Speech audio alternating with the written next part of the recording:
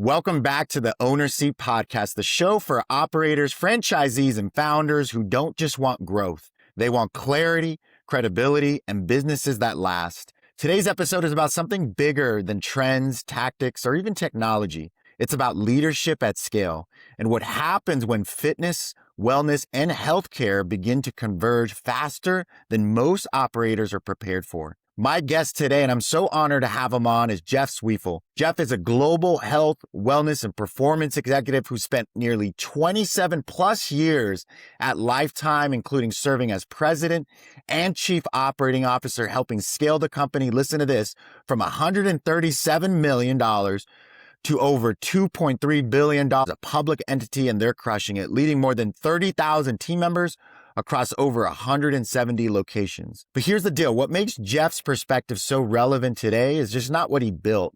It's how he built it, with discipline, with heart, with the relentless focus on the member point of view and team member point of view. In recent years, Jeff has been deeply involved in shaping the future of longevity, performance, medicine, digital health, and integrated wellness ecosystems, advising boards, industry councils, and emerging platforms at the intersection of fitness, healthcare, and technology. This conversation is especially relevant for you, the operator who's realizing gyms are no longer just places to work out. Consumers want clarity. They don't want the messiness and complexity. Jeff has been bullish around biomarkers, testing, longevity, and it's becoming a commodity. So interpretation and behavior change are going to be the value. And finally, as he always says, the experience matters most. It's about trust, backing it up with science, yet keeping it simple. That's who's going to win in today's world and tomorrow. So we're going to jump right in. Jeff, welcome to the Owner Seat Podcast, sir. Thank you, Albert. It's wonderful to be here with you. It's my pleasure. Excellent, sir. Well, I want to jump right in. I mean, you just looking back over nearly 3 decades at Lifetime, such an amazing organization. What did leadership mean earlier on in those days when things were just getting rolling to now? You've spent over 30,000 team members. You've spent so much, and I was one of them, and I've been one of them, being able to be touched by your influence and leadership.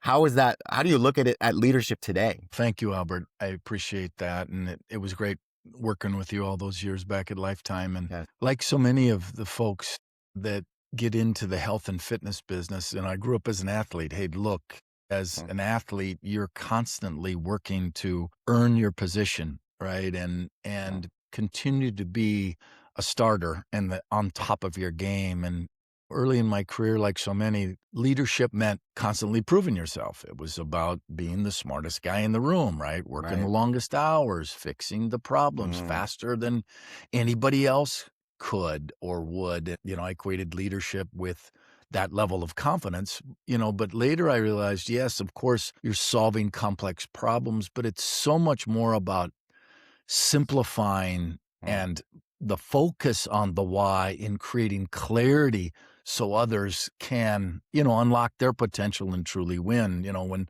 as you said, when I was leading the 30,000 team members and the $2.3 billion P&L, my job was about, solving complex problems, but it was about, which problems mattered the most and, using completely different muscles than you were accustomed to growing up as a leader. So early leadership was in performance. Later leadership was about alignment, and that shift is not easy, and the ego doesn't give up easy and loves execution, right? But scale really demands that level of restraint, Albert. And yeah, you're not only a leader of execution and getting in hip to hip with team members, but yeah, one thing that I hear from you and that I got to see is the level of direction, the level of alignment, as you mentioned, clear communication. But in between that, like, Jay-Z, how did you get there? There's a lot of people in the audience that, come from within our industry. They then decide to maybe start a franchise, right? And that takes time, or invest and become a franchisee, a business owner. And it requires a different level of leadership, especially when you're trying to scale across a portfolio.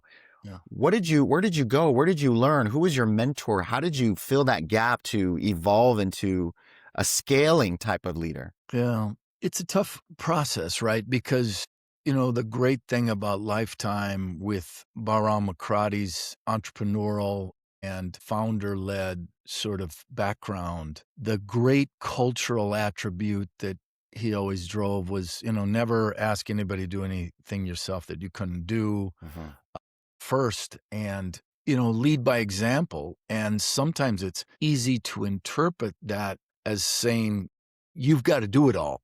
All the decisions need to be made by you. But so many times, like yourself, when you were running Houston as an area director, I could see that you had the answers and clear thought process of how to get to the desired objective. But many times I could feel the company's decision-making velocity slowing down, waiting for the layers of decision-making to happen. And so I think, seeing the ability to move from that idea of perfectionism and speed and fixing things myself as the early habits to scaling that made me the bottleneck many times. I mean, you can't run a multi-million-dollar organization on willpower. You need the systems. You need the talent. You need the distributed authority, right, Albert? Yeah. And those were hard lessons that I got to tell you that required, like I said, training different muscles, and the finer ones. And those were the interventions that sometimes slowed the growth more than it helped it.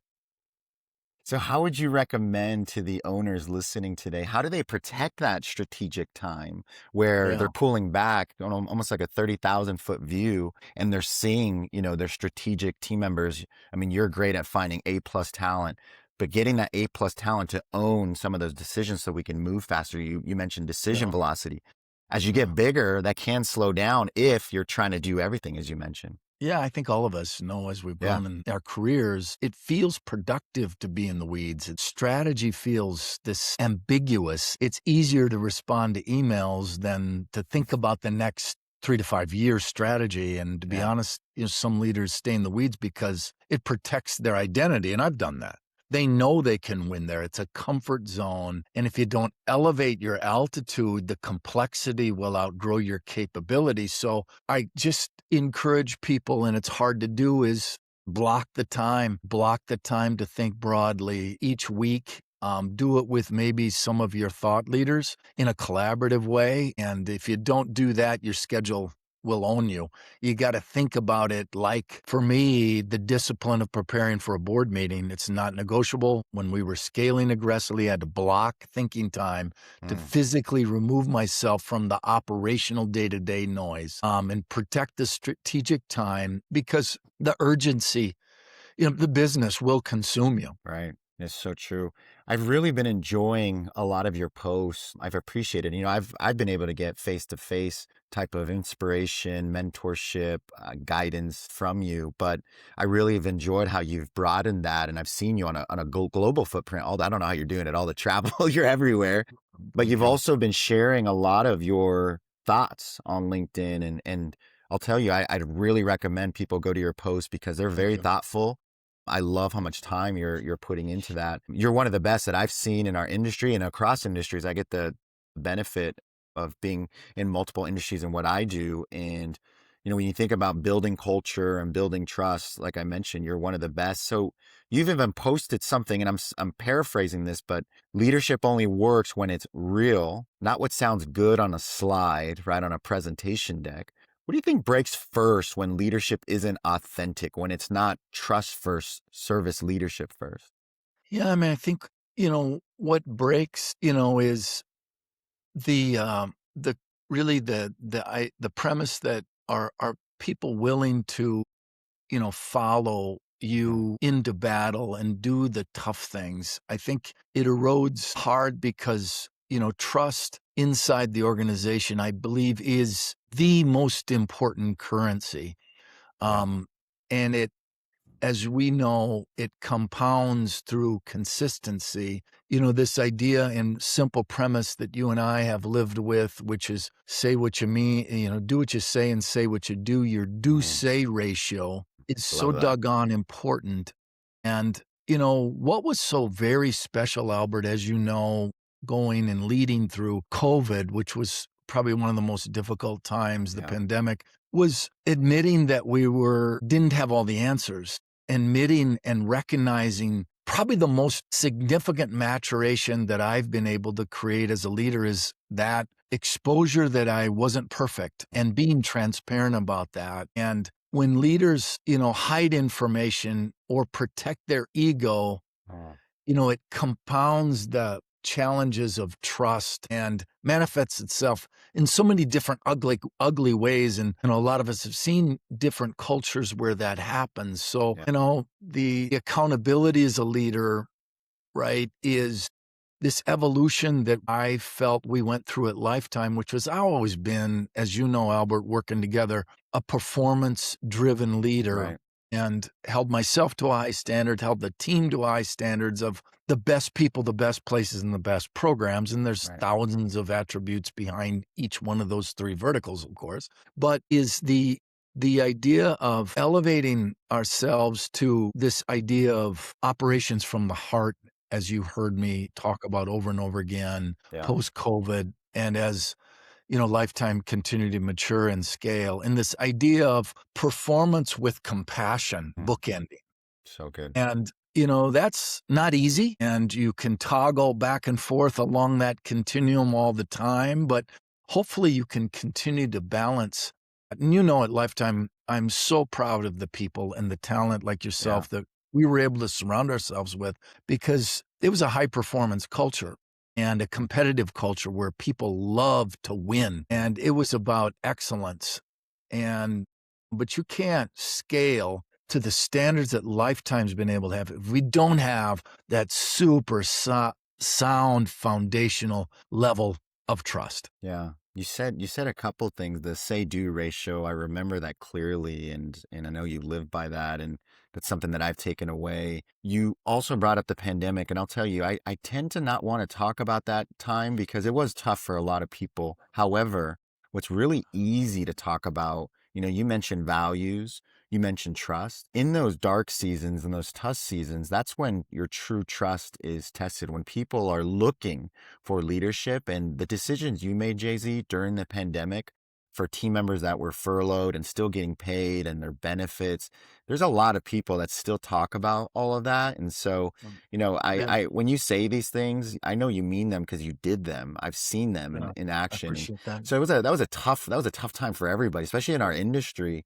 But I'm proud. And when I look back, so thankful and grateful, my family was taken care of because of your decision. Families were taken care of when most of the country couldn't and weren't doing and standing by, maybe some leadership of love, as you're mentioning. So that's really cool. When you're chatting about this, I've seen it. And that's just one example. And that's obviously a large, dark period of history, but there's been also some other moments where this is, come about. So good. Right. I'd love to switch gears into the longevity space. I mentioned I've seen you everywhere. You've gone around not only our country, but multiple countries at many of these different conferences, events. I happen to be at Beyond Active, got an opportunity to listen to you speak. It was outstanding. What have you seen? What's the gap right now between fitness, wellness, and healthcare? And are you noticing that it's starting to close a lot faster now? What are you seeing out there? Yeah, it's a really exciting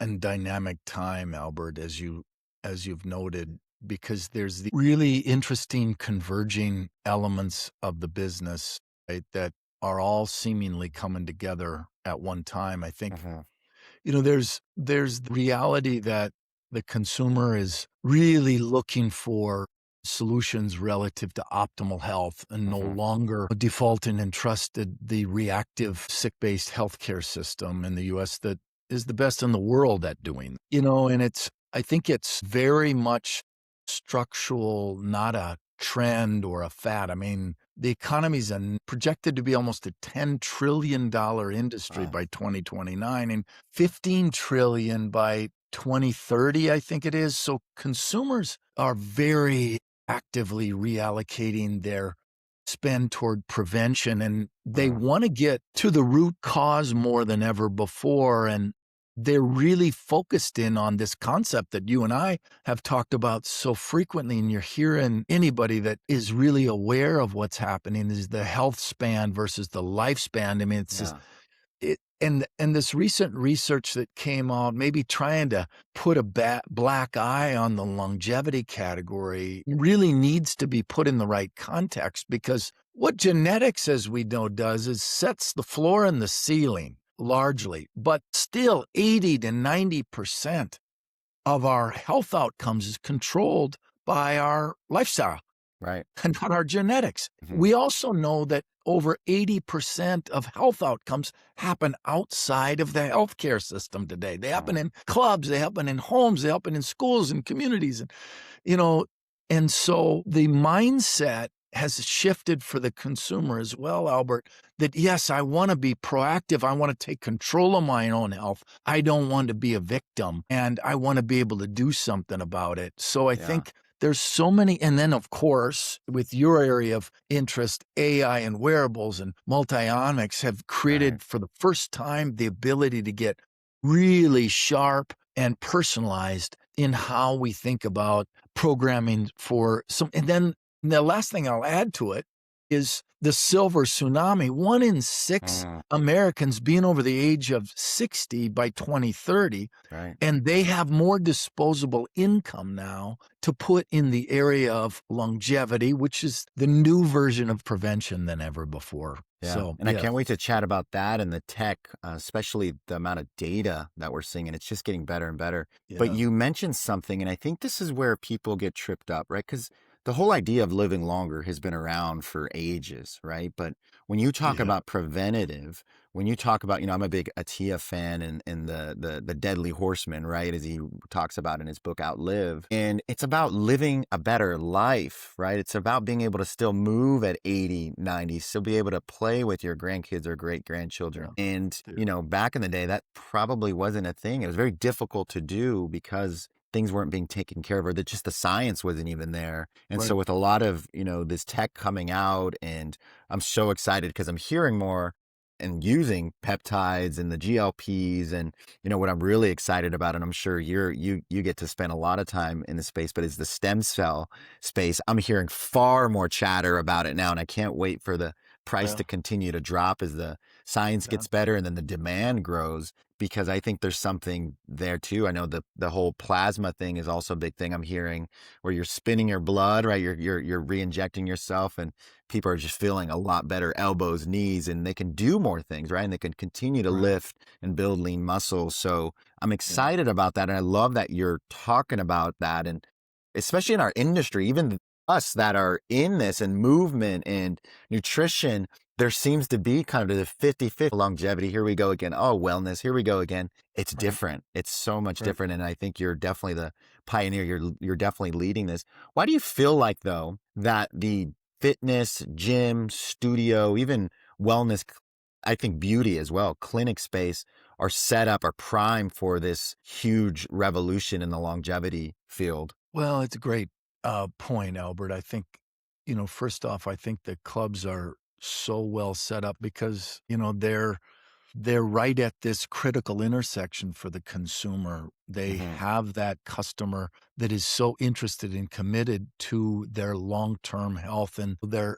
lifespan versus their health span. I mean, the average American is living 14 years of their life in chronic poor health. And consumers recognizing that they don't have to just accept aging as a natural process anymore. I'm, 63. My objective is to function like a 43 to 45-year-old right now. So how can I move my risk age or my biological age versus my chronological age and continue to have the quality of life and be able to enjoy and do the things that I want to do and function the way that I want to later in life? So what we haven't done a great job historically in the longevity category is compressing this morbidity reality and closing that gap. We're living longer. We haven't been living better. And the gyms and the clubs, for me, this was all, yes, it's a personal undertaking because I believe it's a natural next stage for me personally and professionally. At Lifetime, the recognition for me was about, we could only take the customer so far in their health journey with our traditional products and services of personal training and our life spa and, our nutritional supplements and other things. And I surveyed 400,000 of our members, Albert, Wow. and I got this resounding confirmation that they were already seeking all these services somewhere else. And why not capture them? Because as we always say, Albert, Lifetime and any good business recognizes when they have a right to win. And the right to win for Lifetime was we have this highly educated, affluent customer that's committed to their own health and already inside the Lifetime ecosystem. We have the real estate available to redeploy within our clubs to create this vertical that actually builds our moat, right? And our defensible strategy, Right. enhances our brand, increases our customers' LTV, and generates an entire new revenue stream in the company that has never been identified before and creates amazing continuum for services with our customer. Our two main focuses, as I initiated Miura a couple years ago, Yeah, it's great. was on the customer journey and the customer experience had to be, as you can appreciate, Albert, from the Lifetime DNA, additive and accretive to the overall Lifetime experience. Because as you know, our customer experience and the member point of view, MPV, was at the center of everything we did. And it was our North Star relative to how we made decisions. So, and then the second one, of course, was as a public held company with a responsibility to our investors and our board, and it had to be a strong and powerful, scalable unit economic model. But, Miura was just a very natural extension of what Lifetime was all about, because I think the clear distinction, as you know, Albert, and many of the listeners can appreciate this, and what I see a lot of operators do, which I know you want to probably get into more depth here, is not following this natural sequence or flow of progression. I mean, if you're not known as a brand or a business for certain things, it's really difficult for you to jump from A to Z. Right. And for your customer to see that as a value proposition and recognize you as a trusted player in that category. But Lifetime, by contrast, for years, had invested in education, information. We do VO2 max studies. We were doing body composition things. We were doing movement screenings. We created a heart rate training culture 20 years ago. Blood testing. Right? Yes. Blood testing, detox, nutritional supplements, right? All these foundational things that allowed us to have a thoughtful laddering and extension of our brand into the next level of things. So many operators, I think, slap services on top of each other, and they don't feel like an integrated ecosystem, right? So I want to come back to that. Before I do, I'm going to challenge your stats. You're saying something about a 40-something-year-old. If anyone's met Jay-Z, he's like I don't know how you do it, sir. I don't know what you're taking, but he's like a 20-year. If you just feel his charisma and the energy, it's intense. So I just needed to challenge that real quick. You're like in your young 20s, sir. Oh, thank you, buddy. Thank you, buddy. A lot of people have confused my passion for, and intensity for other things, but I never replace it, right? I love it. For the game. That's right.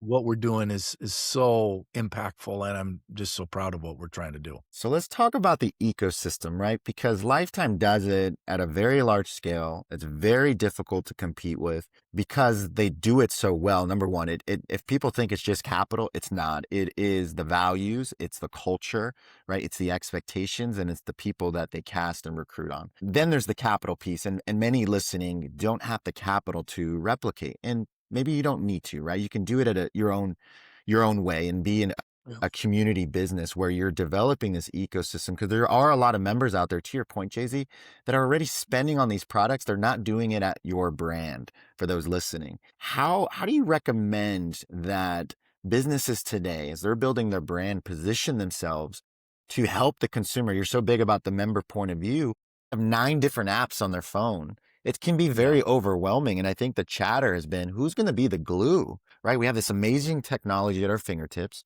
We have these brands and portfolios and franchisees and all of that have access to all these members, yet they are only in one sliver, one vertical of the ecosystem, and they have an opportunity to be in 8 others but they don't take action. How do they do it? Yeah. It's one of the reasons I think, the growth as well, going back to your previous question and comment, was why the consumer is in this search for the solutions and who can they go to for a one-stop shop Right. and be trusted, right? I Exactly. mean, those are and as we know, in this gold rush of longevity and the opportunities that exist, given the fact that institutional private equity money is coming into it so rapidly, there's a tremendous number of bad actors, and we're starting to see how the category is starting to mature and needs to mature, needs to grow up, needs to ensure it's anchored on trust. And that's what I would say that needs to be the solid foundation, just like we were talking about, Yeah. leadership as a principle. Brand, has to be, in my opinion, for us at Lifetime to be a long-standing, respected, reputable brand. We had to have trust. When I built a nutritional supplement business starting in 1999, 2000 at Lifetime, I recognized that it was about trust, education and information first and foremost, and then we'll figure out if our product is the right solution for your needs. But at Lifetime, the top of the funnel with Brahm and I, and the reason I started with the company was our such maniacal, passionate commitment aligned towards the desire to educate and inform. When I started with Lifetime in 98, the first project I did for 12 months was develop a 90-minute educational program for new members, training them called Master Metabolism, how their body worked and how it responded to food and exercise. Because we said your first hour and a half needs to be sitting on the couch, watching this program, learning how to ensure you get the most out of your Lifetime experience. That was a multi-million-dollar investment that Ram made at a time in the company that wasn't easy. Wasn't easy, as you can appreciate. But it indicates the DNA of the organization, starting from we don't need to sell. And what that translates to and the brand and the recognition of the brand, the moat that we talked about before, the differentiation, the ability to have price elasticity, the ability to have strong engagement and reduce churn. So many great economic outlets to that. So I would say it has to start with, do they trust you? Do they respect you? Are you recognized as an educational, informative source to them? As they go through the sea of searching through all the different apps and influencers and bombarded with the different information, are you as an operator that place where they feel like they can go to get the sound education that they need? And if you don't have that, then I think it's really difficult. And your expertise needs to be so solid and strong on the footings of exercise, right? And what we're great at. And as we've always said, Albert, the differentiation for Lifetime has been, it's really easy to find a room full of fitness equipment, but it's really hard to execute, as you said, not just because of the capital, but the other two verticals that you and I and the organization always talk about is the people and the programs. That's right. There's no denying the fact, as you said, that every operator can have the same sort of passionate commitment towards ensuring that they have the best team on the field. And they have these people that are like-minded, they're aligned, they understand what the operating objectives are and what commitment they have to the customer experience and what model they're clearly trying to operate within, because they all have their pros and cons. I know I've drifted off a little bit on you, Albert, and I apologize, but no, you're on it. I love the question, and it's so crucial, I think, to be really centered on what the building blocks of this are, because it's easy to skip steps in this business and jump up to, a full medical model or some sort of peptides or hormones, or NAD or IV therapy because it's sexy and cool and hot. Totally. And as you know, as an operator, you really got to make sure that you understand who your customer is. What problem are we trying to solve for? how do they perceive you currently today? I mean, we had jokes, right, all the time about line extensions and business growth at the executive level at Lifetime. Is we could get into recycled tires as well, but would our customer really look to Lifetime as being the expert in that? So that's why, it was thoughtful for us to get in the athletic events business, right? Because Lifetime is a destination to train for all these things. There's a natural connective tissue.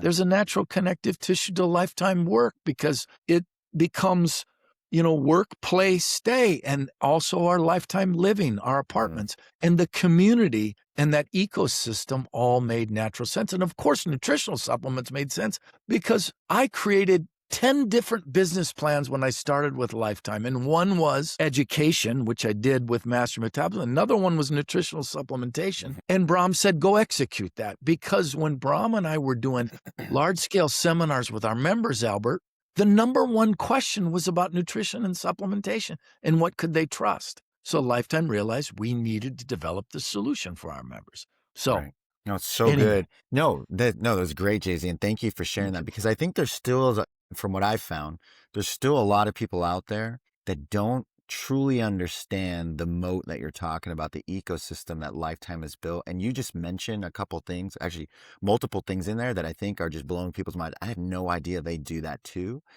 And then the question is, Albert, Jay-Z, how can I replicate this? How can I do this in my community? I'm going to go back to one of the first things that you just said, a multi-billion-dollar business, over 30,000 team members, far more members, and they're still going back, Jay-Z, you did this personally, and serving their members. So it's not about you having the great idea. It's what is the marketplace telling you? What are my members? What are my fanatics telling me? From there, you then have content to go and educate on and inform them on, including those that aren't a part of your community system yet, your brand yet, but your members will tell you. And so I love that you shared that, because anyone listening to this can go do that. Anyone can then go develop content, good content, right? It has to be good, on educating them on whatever topic or vertical that might be, or informing them. Right? Many of us in the industry, we can inform. We're passionate about that. We're passionate about the science and changing lives. So you can go do those things, but you got to do those things first before jumping in. To your point, Jay-Z, I see a lot of people jumping into what's sexy and hot right now. That could be AI, that can be Pilates, right? We're starting to see, I'm already seeing studios close because they didn't do it the right way. They invested in something that they didn't do their homework on. You mentioned unit economics.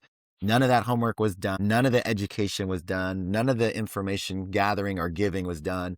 There's no trust established. And yeah, that's a big flop, right? Now, there are some that are rising to the top and they've done it well. Same in the longevity space, which you're leading and will continue to. And I think that's going to go well too. But there are some that are either bad actors or just weren't prepared for what it takes, as you're mentioning. And it doesn't have to be a lifetime multi-billion. This could be, you invested in something where you're building wealth for your family, 500K up to $1 million. Plus, you can do this still too, just at a smaller scale, of course, but in your community. These are such good best practices. And I'm curious now with the technology, I know, actually, before I go there, I'd love to, you mentioned the medical side, right? Because I don't think people truly understand how difficult the longevity space is when it comes to medical, HIPAA, compliance, and building that back end. You can't just go do this and start saying, hey, I'm going to start selling peptides and GLPs. And it's not how it works, right? So I do think it'd be a good opportunity here for those owners that are maybe trying to expand wellness and longevity within their gym or studio or portfolio, that they understand there's quite a bit of work and homework you're going to need to do. And Jay-Z, you've been going around the world educating on this. Can you share a little light on what does it truly take? Like, what are some of the steps our owners listening need to take from education before action to do this right, so they're not getting themselves in trouble? Because I know a lot of you out there, you're personally guaranteeing all those loans and all of the other things. Like, you got to make sure you're protecting your family and your business. Yeah, no, it's a great point, Albert. And it has, like we just talked about, of laddering, of progression. I use the same analogy of the laddering of progression that we use in our workouts, right? And so I think for this business, it starts to kind of be super clear-headed as you look at the marketplace. And I'm constantly understanding who's winning, who's losing and why, where is it happening? We have two distinct parts of the longevity category that I characterize as one is the digital and the telehealth side of the business. And then we've got the physical bricks and mortar side of the business as well. I haven't seen yet the organization that's doing both really well, which I think is obviously a requirement for the consumer to meet them where they're at, and the omni-channel approach that you and I always talk about. So I think being super clear-headed and deliberate about your right to win in the category that keeps the product portfolio super simple, clean, with little complexity, so that the execution can happen flawlessly, but also the consumer understanding and comprehension is a no-brainer. Because as you know, it's easy to stack and create massive complexity. And that also makes it really difficult to execute at scale well, because it requires so much complexity in your practitioner's capability. Right. As we all know, as trainers or practitioners, you get really good at certain things, or trainers get good at, resistance training and powerlifting or alpha type of training, or they get good at endurance training or metabolic testing. So then we've got to understand that how you set up for lifetime, we had to set up managed service agreements for this business to execute this under the state-by-state requirements with licensing oversight from a medical provider and a medical director, of course, because what we're going to be doing is a medical services, and it needs that license oversight. It needs that clear data governance, and the protocols need to be highly defined and grooved and trained and certified to with the practitioners, with the clinical protocols. So that's why I brought in Jim Laval as our chief science officer early on. Great. He has created those protocols. He trains our practitioners to those protocols at the level of expectation necessary. We had to bring in electronic health records that would bring the blood work through the electronic health records. We stood up Jim Laval's metabolic code, which becomes an AI-based proprietary algorithm to rack and stack your 100 to 200 biomarkers in a red, yellow, green based on 5 triads that allows the consumers to really break down where the most significant problem is. We go through first 100 question symptomology to understand, how am I sleeping? How am I recovering? How's my brain fog? How's my sex life? How am I feeling? Then we compare that to the detailed 100 to 200 blood biomarkers and see what's most out of place and what's most important to you in your lifestyle. And that's where our initial focus, because you can't boil the ocean, right, Albert? Right. You got to get and start with the things that are going to have the most significant impact on the customer first and change their lives. And obviously what you get with that is a customer forever, somebody that now trusts and respects what you're doing and how you're impacting their life. And then over the 6 months in the year, we retest that blood work and reestablish whether we're moving those blood biomarkers in the right direction, and then how is that manifesting themselves in your overall life and how you're feeling and how you're performing. And that's what really gets exciting. And then you start to layer on and stack after you're dealing with the natural lifestyle things of how is your exercise, how is your nutrition, how is your supplementation, with things like peptides and hormone therapy and other things, and ladder up the chain. Yeah. But I think it's so critical to understand how this system needs to be built and what the infrastructure is necessary to ensure that has a long-lasting effect. And you don't get yourself, in an orange jumpsuit in prison, right? By doing something that is way outside. And then as an operator, Albert, making the intelligent decision of where do you build versus partner to extend your brand? And where is it logical to build a scalable system with the expertise and medical oversight outside that becomes a natural continuum for your business and a revenue share opportunity for you, versus something that you have to be encumbered with. You know, I'm working with some organizations right now where we're developing, turnkey integrated revenue share telehealth opportunities for Excellent. GLP-1s and hormone therapies and other services that makes it super convenient for an operator to offer these things without being encumbered with the operational logistics, the legal implications, and the liability. I know a lot of people that I work with in our industry don't necessarily have the savviest on the financial literacy, which is good, but for sure don't have the coding and developer. So I'm with you, Jay-Z, is sometimes you don't need to build it internally. There's so many Right. different, now vetting is important and finding the right partner and finding the right tools.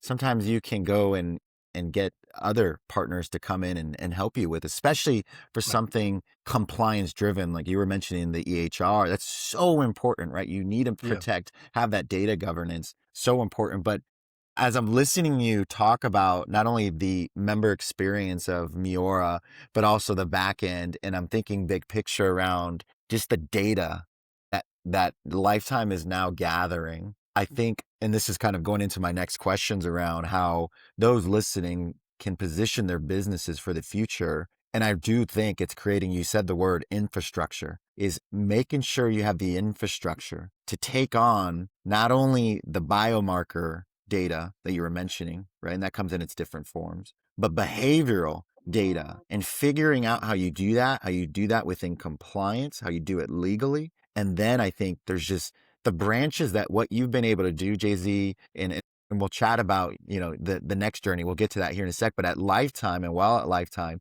the branches that come out of Miura from a marketing, right? Strategic branches that create different verticals from the data that they're gathering. I mean, it's massive. I don't think enough people know about it. So I'm glad you're chatting about Yeah. it. It's a massive, and disclaimer, I am a stockholder. I'm excited about it because I just Yeah. think of the Yeah. future, the future Yeah. value of I that. mean that data set per customer a couple years ago, we Wow. estimated at, $30,000-$40,000 per customer database. Yep. And how that, uh, how, the medical, the insurance organizations, the payers will have tremendous value on those insights and those perspectives. Your other point, Albert, which is a really valuable one, and people, as you mentioned earlier, underestimate that ecosystem within Lifetime that is unique. The connective tissue of that Miura customer now buying nutritional supplements, using our Life Spa, using our Yeah. Life Cafe for food and nutrition, our personal training component, and how that deepens that relationship and that connection to the trainers with this services. That ecosystem all just creates an amazing flywheel. Yeah, no, it does. And I'm excited about, and it continues to get better. One thing that I know you and BA have always been about is there's a mathematical decision to be made. This needs to be precise, or there's something we need to get it out there. We're learn on the way. And I've seen Lacey get better and better and better. I'm telling you, every week now, and I go in there and go into the app and I'm like, got it. Now I'm getting what Yeah, they're doing. You talk about yeah, that glue, the yeah. infrastructure play, the data gathering, Mm, but how smart I'm going to call it an agent, how smart this Lacey agent is that you have in your pocket on your device yeah, or in your glasses. You can now be told, you'd be advised what you should be eating at the Life Cafe based on a workout that you just had. You had an right. alpha conditioning class. Well, let's get some more protein in. And so it's Yeah, offering me, right, a protein choice or a founder's shake off the yeah, Life Cafe menu. Amazing stuff. So be proud, yeah, sir. It's amazing to see what's happening. And again, even if you're at a small scale listening, you can still replicate some of these things at a small scale. You just gotta educate yourself. And you yeah. need to understand that you don't need to do it all yourself or start knocking down walls. Digital virtual space, and it's getting hot. That's something, and I'm curious, Jay-Z, how would you recommend whether it's tech, AI, virtual digital, how should franchisees, franchisors position themselves for the future? I'll talk to you, Albert, right? That's the easy answer. Yeah, thanks. All right, we're done. I love it. Wrap it up. No, I mean, I think, right, just as you know, and you and I've talked about, don't live under a rock. It's Yeah, here. It's not just a mega trend. It is the reality. If you're not embracing it, you're already a dinosaur and you've fallen behind. And you must think about how your business is going to operate and continue to evolve with it because it's the winning model. And you know, there's no denying the fact that it's gonna continue to be such a centerpiece, just like I feel like longevity is one of the most transformative forces shaping our world today. AI is right there with it. Right. And it is going to change how we view fitness, aging, performance, identity, and responsibility for our own health. There's no doubt about it. And I think there's just, it's such an exciting time and you just have to figure out we always talk about at Lifetime, this mantra that you know so well, think big, start small and move fast. And that's what you need to do around all these kinds of things, inclusive of AI. And you need to have a big picture perspective of where, as Wayne Gretzky says, the puck is going to be, anticipate that, and then work backwards for your organization and where you're at and what your budget is and what your progression is and your strategic priorities and how you begin to start small and move fast and use the 80-20 rule. It's not going to be perfect. Just like you said with Lacey, Braun was embarrassed when we launched Lacey, and maybe, we launched too soon because of its, really infancy that it started, but I applaud him for being in it, recognizing, embracing it, and knowing that it is the future. And the real long-term leaders will be the ones that can keep their customers in their ecosystem like that and be the source of information, right? Yeah. So good. So good. Well, this has been, a ton of information, education, and wealth of knowledge and wisdom, but you're not done yet. I saw your recent post and just want to congratulate you on over Thank you. 27 years at Lifetime, but it's now on to the next chapter. I don't know if you could chat about some of those things, but one, how are you feeling, sir? And what's Yeah, well, I just have such a pride in the legacy that we've collectively built as leaders, inclusive of yourself and all the amazing team members at Lifetime over those 27 years. And, the growth is exciting. The number of new clubs, the 2 IPOs and privatizations are all great, but it is all about the members' lives that we've changed and the team members that have been a part of this amazing journey that I look back and say, I'd never want to do it without any of them and the relationships that have been created. But you're right, the next journey, I am as excited as I've ever been about anything because of so many of the things that we're talking about today and the avenues and different parts of the business that are now evolving and opening up to the consumer. And I think, my opportunity to have a different level of impact on the world and leave a different legacy is just something I'm just totally excited about. So I can't wait exciting. to step into it and get after it. So good. Yeah. And I was going to call it that. I think it's this next chapter. I guess just the beginning of this legacy roadshow. You've already made a massive imprint, especially here domestically. But what I've seen is your reach has gotten even further. Your legacy roadshow is a global thing. So I'm excited to continue to watch and see what you do. I've had the privilege of being able to be touched by you, and there's just so many more out there. And I see it in the UK, I see it in Australia too. And so how can people reach out to you? How can they learn more about what you're up to? Yeah, like you said, Albert, I appreciate that, those kind words and the partnership that we've had throughout the years. I think easiest to check me out on LinkedIn, like you mentioned at the start of the show. Connect with me there. I got the shameless plug of a book chapter called Wellness Without Walls I did and called Excellent. Beyond Reps, Yeah. which was an international book contributing with about 12 or 13 different authors. I'm speaking at Connected Health and Fitness next week on longevity and looking forward to that with the panel that we're working with. I love the opportunity to give back in this industry now more than ever. Coaching, mentorship, opportunity to help people set their strategic roadmap and scale their business is something that is innate in me now and something that I'm very passionate about. And the health and fitness and wellness business is explosive, like we talked about. I mean, it's 7.6% annualized CAGR now. It's just gonna be wild, Albert, and we're right Yeah, on the tip of it. I So, love it. This is so appreciate good. the time with you today, sir. Yeah, no, I appreciate you. And I would just ask everyone listening to this, go rewind this one, right? There was a ton in here around leadership, wisdom, and experiences from, the favorable to some of the learning lessons as you grow and scale and get through those growing pains. There's a lot around longevity, the science, how you protect your business, how you make sure you do it the right way, leading from the team member point of view to the member point of view, and then figuring out a way to scale your organization and create wealth and drive up your financials. So I'm really excited about this, sir. And as you mentioned, yes, I can help too. So if you're a fitness or wellness owner who wants clarity, financial visibility, and strategic support as your business scales, definitely on the finance back office, reach out to me. It's strategointel.com. Jay-Z, this has been such a pleasure. And everyone watching, this has been another episode of the Owner Seat Podcast. I'm your host, Albert Ramos. And as I mentioned, all episodes drop every Monday and Friday now